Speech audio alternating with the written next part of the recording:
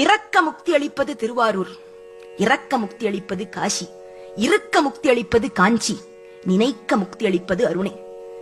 பிறப்பு இறப்பு ரெண்டும் நம்ம கையில இல்ல.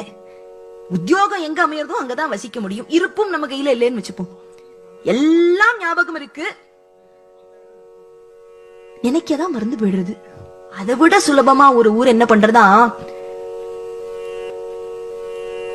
ரெண்டு கையையும் விரிச்சு வா வான்னு கூப்பிடுறது எதுக்குன்னா, தரிசனம் பண்ணா முக்தி தரேன். தரிசித்தளவில் முக்தி பெறலாம், தரிசித்தளவில் முக்தி பெறலாம் புலியூரனை, தரிசித்தளவில் முக்தி பெறலாம் புலியூரனை.